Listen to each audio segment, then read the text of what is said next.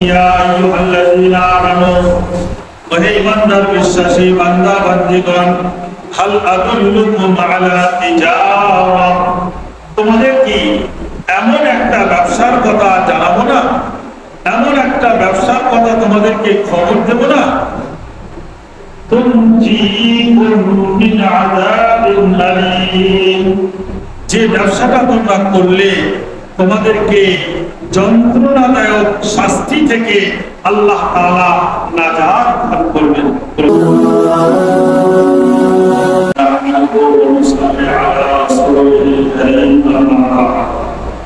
আজকে আকাশ পাড়া থেকে ব্যাখ্যা হবে ইনশাআল্লাহ।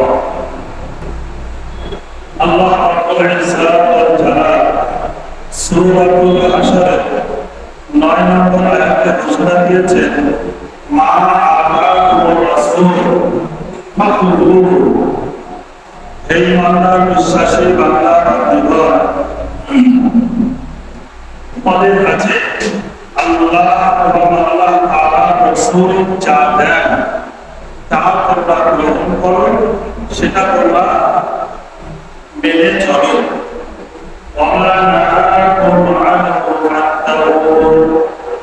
এবং আল্লাহ রাসূল যারা তোমাদেরকে নিষেধ করে সেই সমস্ত নিষেধাজ্ঞা জিনিস থেকে তোমরা বিরত থাকো, দূরে থাকো। এবং তোমরা আল্লাহকে ভয় করতে থাকো। ইন্নাল্লাহা শাদীদুল ইকাব, অবশ্যই আল্লাহ তাআলার আযাব, তার শাস্তি বড় কঠিন, বড় কষ্টদায়ক। এরপর সূরাতুস সাফ প্রথম আয়াতে আল্লাহ ঘোষণা দিয়েছেন সাব্বাহা লিল্লাহি মা ফিস সামাওয়াতি ওয়া মা ফিল আরদ, আল্লাহ তাআলা তাসবিহ তার গুণগান করে দুনিয়া এবং আসমানে যা কিছু আছে, নভমণ্ডল এবং ভূমণ্ডলে যাবতীয় জিনিস আল্লাহ তাআলার তাসবিহ তার গুণগান করতে থাকে। এই আয়াতের ব্যাখ্যায় বলা হয়েছে যে আল্লাহ তাআলার যত সৃষ্টি আছে, গাছপালা, পশু পাখি, সকলে আল্লাহ তাআলার গুণগান তার তাসবিহ করতে থাকে, যেটা মানুষরা অনুধাবন করতে পারে না। তাদের মুখ করে তারা আল্লাহ তাআলা তাসবিহ এবং গুণগান তারা করতে থাকে। সূরাতুস সাফের 2 নম্বর আয়াতে আল্লাহ তাআলা ঘোষণা দিয়েছেন ইয়া আইয়ুহাল্লাযীনা আমানু লিমা তাকুলুনা মা লা তাফআলুন, হে ঈমানদার বিশ্বাসী বান্দা বান্দীগণ তোমরা যে কাজটা করবে না সেই কাজের ওয়াদা কেমন ভাবে করো। অর্থাৎ অন্তরে যে কাজ করার নিয়ত নেই, মুখে সেটা বলার কোনো প্রয়োজন নাই। তারপরে আল্লাহ তাআলা বলেন ওয়াইদ ক্বালা ঈসা ইবনু মারইয়াম ইয়া বনী ইসরাঈল, ওই দিনের কথা স্মরণ করো যখন ঈসা ইবনে মারইয়াম আলাইহিস সালামের সন্তান হযরত ঈসা আলাইহিস সালাম যখন বলেছিলেন হে বনী ইসরাঈল ইন্নী রাসূলুল্লাহি ইলাইকুম, আমি তোমাদের কাছে রাসূল প্রেরিত হয়েছি। আমাকে আল্লাহ তাআলা তোমাদের নিকট রাসূল করে, নবী করে প্রেরণ করেছেন। মুসাদ্দিকাল লিমা বাইনা ইয়াদাইয়া মিনাত তাওরাত, তোমাদের কাছে যে মুসা আলাইহিস সালামের তাওরাত কিতাব আছে, সেই তাওরাত কিতাবকে আমি বিশ্বাস করি, সেই তাওরাত কিতাবের প্রতি আমি আস্থা রাখি। তো আমার আসার পর আল্লাহ তাআলা তাওরাতের আইনকে স্থাপিত করে দিয়েছে। এখন আমি ঈসা আলাইহিস সালাম আল্লাহ তাআলা আমাকে নবী করে প্রেরণ করেছেন। এখন থেকে তোমাদেরকে আমার উপরে যে আইন, যে নিয়ম আল্লাহ নাযিল করবে সেইগুলো তোমাদেরকে মান্য করতে হবে। ومبشرا برسول يأتي من بعد اسمه أحمد, এবং তোমাদের কাছে আমি ভবিষ্যৎবাণী করে যাচ্ছি যে আমার পরেও একজন নবী আসবে যার নাম হবে আহমদ।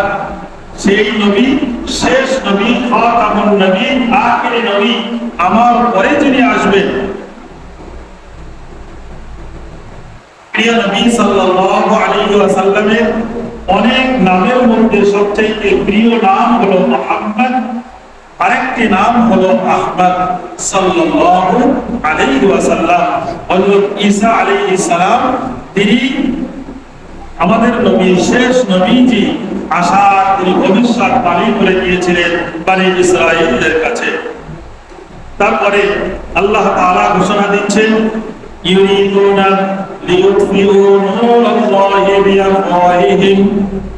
কাফির, মুশরিক, মুনাফিকরা চায় যে তাদের ফুৎকার দিয়ে, ফু দিয়ে আল্লাহ তাআলার নূরকে, আল্লাহ তাআলার জ্যোতিকে, আল্লাহ তাআলার আলোকে, আল্লাহ তাআলার বিধান কোরআনকে, ইসলামকে তারা ফুৎকার দিয়ে, ফু দিয়ে মিটিয়ে দিতে চায়। আল্লাহু মুতিম্মু নূরিহি ওয়ালাউ কারিহাল কাফিরুন। আল্লাহ তাআলা বলেন যে আল্লাহ তাআলা তার দ্বীনকে, তার আলোকে, তার নূরকে, তার জ্যোতিকে, কোরআনকে পূর্ণ রূপ দান করবেন, পরিপূর্ণ আকার দান করবেন। ওয়ালাউ কারিহাল কাফিরুন। তাদের যদি কাফেররা অসন্তুষ্ট হয়, এতে আল্লাহ তাআলার কোনো যায় আসে না। আল্লাহ তাআলা তার দ্বীনকে, তার ধর্মকে, তার আলো, তার নূর, তার জ্যোতিকে তিনি পরিপূর্ণ রূপ দান করবেন। ওয়াল্লাযী আরসালা রাসূলাহু বিল হুদা ওয়া দীনিল হক। যে আল্লাহ তাআলা তিনি তার দ্বীনকে, তার আলোকে, তার মনোনীত ধর্মকে পূর্ণ করার জন্য এমন একজন রাসূল প্রেরণ করেছেন, যে রাসূলের মধ্যে পরিপূর্ণ হেদায়েত দিয়েছেন, পথ প্রদর্শক হিসেবে পাঠিয়েছেন, দীনিল হক, এবং যে রাসূলের নিকট সত্য ধর্ম প্রেরণ করেছেন, লিইউযহিরাহু আলা দীনি কুল্লি। তাতে করে গোটা পৃথিবীর বুকে যত ধর্ম আছে, যত দিন আছে, সমস্ত দিন এবং ধর্মের মধ্যে শ্রেষ্ঠ ধর্ম বলে বিবেচিত হয়, যার কারণে তিনি তার নবীকে প্রেরণ করেছেন। এতে করে যদিও মুশরিকরা অপছন্দ করে, তাদের এটা অপছন্দনীয় হয়, এতে আল্লাহ তাআলার কোনো যায় আসে না। তারপরে আল্লাহ তাআলা ঈমানদার বিশ্বাসী বান্দাদের সম্পর্কে ঘোষণা দিচ্ছেন, ইয়া আইয়ুহাল্লাযীনা আমানু, ওহে ঈমানদার বিশ্বাসী বান্দা বান্দীগণ, হাল আদুল্লুকুম আলা তিজারা। তোমাদের কি এমন একটা ব্যবসার কথা জানাবো না, এমন একটা ব্যবসার কথা তোমাদেরকে খবর দেব না, তুনজিকুম মিন আযাবিন আলীম। যে ব্যবসাটা তোমরা করলে তোমাদেরকে যন্ত্রণাদায়ক শাস্তি থেকে আল্লাহ তাআলা নাজাত দান করবেন। ব্যবসাটা কি? আল্লাহ তাআলা বলেন, তুমিনুনা বিল্লাহি ওয়া রাসূলিহি ওয়া তুজাহিদুনা ফি সাবিলিল্লাহি বিআমওয়ালিকুম ওয়া আনফুসিকুম। তোমরা দৃঢ়ভাবে ইয়াকিনের সাথে আল্লাহ তাআলাকে বিশ্বাস স্থাপন করবে, আল্লাহর সাথে কাউকে অংশীদার করবে না। এক আল্লাহ তাআলাকে স্রষ্টা, সৃষ্টিকর্তা, মাবুদ হিসেবে তোমরা মেনে নেবে, তিনি ইলাহ, তিনি ছাড়া কোনো ইলাহ নাই। এই বিশ্বাস, এই ইয়াকিন মনে প্রাণে তোমরা স্থাপন করবে। তারপরে রাসূলিহি, এবং রাসূলকে, নবীকে তোমরা মনে প্রাণে বিশ্বাস স্থাপন করবে যে আল্লাহ তাআলা তিনি রাসূলগণকে পাঠিয়েছেন, তারা ছিলেন সত্য নবী, তারা ছিলেন বরহাক নবী। এই বিশ্বাস স্থাপন করবে। ওয়াতুজাহিদুনা ফি সাবিলিল্লাহি বিআমওয়ালিকুম ওয়া আনফুসিকুম, এবং তোমরা আল্লাহ তাআলার রাস্তায় তোমাদের জান এবং মাল দিয়ে সংগ্রাম করবে। আল্লাহর দ্বীনকে প্রতিষ্ঠা করার জন্য, আল্লাহ তাআলার দ্বীনকে সমুন্নত করার জন্য তোমাদের জান এবং মাল দিয়ে তোমরা সংগ্রাম করবে। যেখানেই দ্বীনের প্রতি আঘাত আনা হবে, যেখানে নবীর প্রতি অপমান করা হবে, যেখানে ইসলামের প্রতি অবমাননা করা হবে, সেখানেই তোমাদের জান এবং মাল দিয়ে তোমরা সংগ্রাম করবে আল্লাহর দ্বীনকে সমুন্নত করার জন্য। এই ব্যবসাটা যদি তোমরা করতে পারো, যালিকুম খায়রুল লাকুম ইন কুনতুম তা'লামুন, এটার মধ্যেই ইহার মধ্যেই তোমাদের কল্যাণ আছে যদি তোমরা বুঝতে পারো, যদি তোমরা জানতে পারো। يغفر لكم ذنوبكم ويدخلكم جنات تجري من تحتها الأنهار, এবং এই ব্যবসাটা করলে আল্লাহ তাআলা তোমাদেরকে ক্ষমা করে দেবে, তোমাদের পাপ রাশিগুলো মার্জনা করে দেবে। ওয়ায়ুদখিলুকুম, এবং তোমাদেরকে প্রবেশ করাবেন এমন এক উদ্যানে, এমন এক জান্নাতে, বেহেশতের মধ্যে, জান্নাতিন তাজরি মিন তাহতিহাল আনহার, যে জান্নাতের বাগানে তলদেশে তার নিচে দিয়ে নহর, নদী প্রবাহিত থাকবে। কোনটা দুধের নহর, কোনটা মধুর নহর, কোনটা পিওর খালিস ফিল্টার পানির নহর, কোনটা তো শরাবের নহর, এমন ভাবে সাজানো থাকবে। সেই জান্নাতে তোমাদেরকে প্রবেশ করাবেন।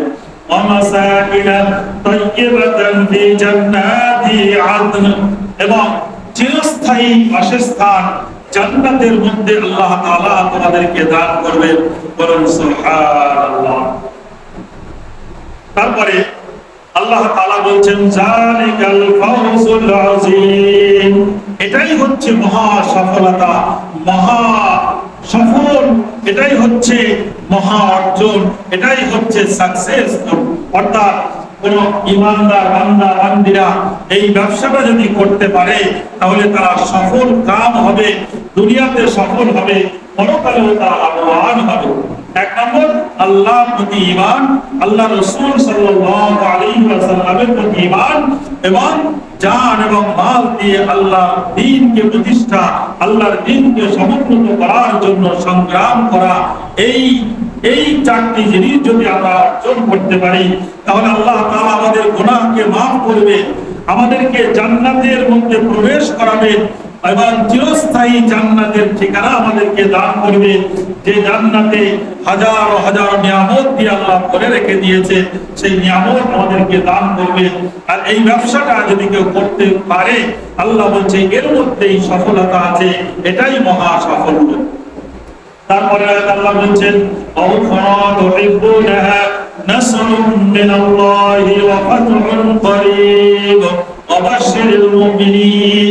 এই ব্যবসাটা যদি তোমরা করতে পারো তাহলে এই ব্যবসার মধ্যে দ্বিতীয় আরেকটি উপকার, আরেকটি ফায়দা আল্লাহ দান করবেন, সেটা হচ্ছে নাসরুম মিনাল্লাহ, দুনিয়ায় তোমাদের প্রতি আল্লাহর তরফ থেকে সাহায্য নেমে আসবে। প্রয়োজনে আল্লাহ তাআলা তিনি বদরের কান্দের মতো ফেরেশতা পাঠিয়ে দেবেন, এবং তোমাদের খুবই নিকটে বিজয় দান করবে। এই ব্যবসাটা যদি তোমরা মন এবং প্রাণ দিয়ে করতে পারো, অবশ্যই মুমিনিন। এবং আল্লাহ তাআলা বলছেন যে ঈমানদার বিশ্বাসী বান্দা বান্দীদের জন্য আল্লাহ তাআলা সুসংবাদ দিয়েছেন। এরপর সূরাতুল জুমআহ আল্লাহ তাআলা বলেন قل إن الموت الذي تفرون منه فإنه ملاقيكم ثم تردون إلى عالم الغيب والشهادة فينبئكم بما كنتم تعملون। আল্লাহ তাআলা বলছেন হে নবী, আপনি আপনার উম্মতদেরকে বলে দিন যে তারা যে মৃত্যুর ভয়ে পালিয়ে যায়, যে মৃত্যুর ভয়ে পালিয়ে যায়, তাদেরকে এটা স্মরণ করিয়ে দিন যে ফাইন্নাহু মুলাকীকুম, ও বান্দা বান্দী তোমরা মৃত্যুর ভয়ে কোথায় পালিয়ে যাবে? তোমরা যদি সমুদ্রের অতল গহরে লুকিয়ে যাও, আর কোন মজবুত পাহাড়ের টিলার মধ্যে লুকিয়ে থাকো, মজবুত অট্টালিকার মধ্যেও লুকিয়ে থাকো, কাঁচের ঘরের মধ্যেও যদি মৃত্যুর ভয়ে লুকিয়ে থাকো, ফাইন্নাহু মুলাকীকুম, মৃত্যু সেখানে পৌঁছে যাবে। মৃত্যু থেকে কেউ রেহাই পাবে না। মৃত্যু অবধারিত, অনিবার্য, সূর্যের আলোর মতো সত্য। সূর্যের আলোকে যেমন কেউ অস্বীকার করতে পারে না, তো মৃত্যুকেও কেউ অস্বীকার করতে পারবে না। ثم تردون إلى عالم الغيب والشهادة فينبئكم بما كنتم تعملون। তারপরে মৃত্যুর পরে তোমাদেরকে নিয়ে যাওয়া হবে তোমাদের রব, তোমাদের প্রভু, তোমাদের সৃষ্টিকর্তা মহান আল্লাহ রাব্বুল আলামিনের দরবারে।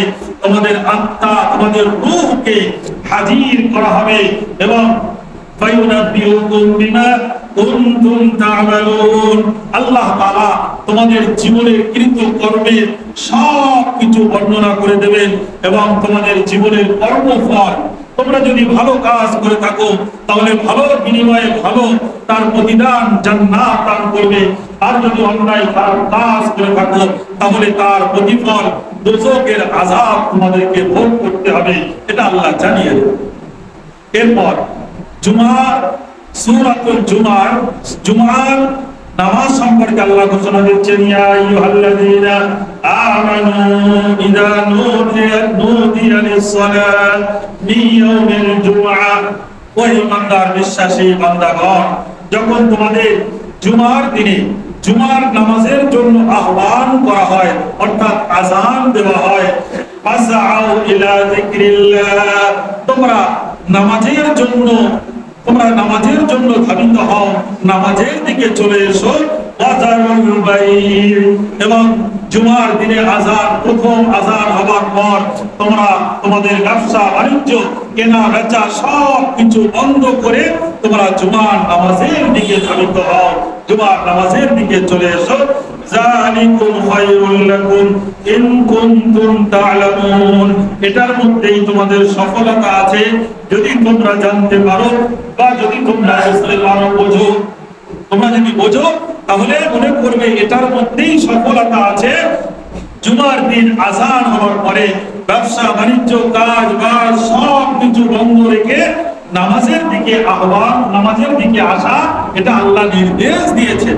এই জন্য মুফাসসিরে কেরাম এই আয়াতের ব্যাখ্যায় বলেছেন, জুমার দিনে প্রথম আযান হওয়ার পর ব্যবসা বাণিজ্য করা, লেনদেন করা, কেনাবেচা করা এটা সম্পূর্ণ হারাম, এটা অবৈধ, এটা একদম জায়েজ না। তারপরে আল্লাহ বলেন, ফাইদা বুদিয়াতিস সালাতু ফান্তাশিরু ফিল আরদি ওয়াবতাগু মিন ফাদলিল্লাহ, ও বান্দা, যখন তোমরা নামাজ আদায় করে নিলে, নামাজ যখন কমপ্লিট হয়ে গেল, ফান্তাশিরু ফিল আরদ, তোমরা দুনিয়ার বিভিন্ন প্রান্তে ছড়িয়ে পড়ো, রুজি রুটির অন্বেষণে তোমরা দুনিয়ার বিভিন্ন প্রান্তে ছড়িয়ে পড়ো। আর ওয়াবতাগু মিন ফাদলিল্লাহ, আল্লাহ তাআলার ফজল, আল্লাহ তাআলার রিজিক বিভিন্ন জায়গায় ছড়িয়ে রেখেছে, সেই রিজিক তোমরা অন্বেষণ করতে থাকো। আর ওয়াযকুরুল্লাহা কাসীরান লাআল্লাকুম তুফলিহুন, তোমরা সর্ব অবস্থায় সর্বক্ষণ যখন তোমরা নামাজে মসজিদে আসবে, যখন তোমরা ব্যবসা বাণিজ্যে কাজ কর্মের মধ্যে থাকবে, সর্ব অবস্থায় তোমরা বেশি বেশি আল্লাহকে স্মরণ করবে, আল্লাহর জিকির করবে, লাআল্লাকুম তুফলিহুন, যাতে করে তোমরা সফল কাম হতে পারো। তাহলে মনে রাখতে হবে, যেমন আমরা মসজিদে এসে আল্লাহর স্মরণ করি, মসজিদের বাইরে যখন আমরা ব্যবসা বাণিজ্যের মধ্যে লিপ্ত থাকবো, আমরা যখন কর্মস্থানে লিপ্ত থাকবো, আমরা যখন কাজের মধ্যে ব্যস্ত থাকবো, সেই সময়ও আল্লাহর স্মরণ করতে হবে, আল্লাহর জিকির করতে হবে এবং আল্লাহর স্মরণে আমরা যেন ব্যবসার মধ্যে কাউকে ফাঁকি না দেই, আমরা যেন কর্মের মধ্যে কাউকে ফাঁকি না দেই, আমাদের কাজের মধ্যে যেন কাউকে ধোঁকা না দেই, আমাদের ব্যবহারের মধ্যে যেন কেউ অসন্তুষ্ট না হয়, সেদিকে স্মরণ রাখতে হবে। যার কারণে আল্লাহ বলছেন, তোমরা সর্ব অবস্থায় আল্লাহকে বেশি বেশি স্মরণ করবে, স্মরণ রাখবে, এতেই তোমাদের সফলতা, এতেই তোমাদের সফলতা। নিহিত আছে। আল্লাহ তাআলা আমাদের সকলকে শোনার সাথে সাথে আমল করার তৌফিক দান করুন। আমিন। ওয়া আখিরু দাওয়ানা আলহামদুলিল্লাহি রাব্বিল আলামিন। ওয়াসসালামু আলাইকুম ওয়া রাহমাতুল্লাহি ওয়া বারাকাতুহু।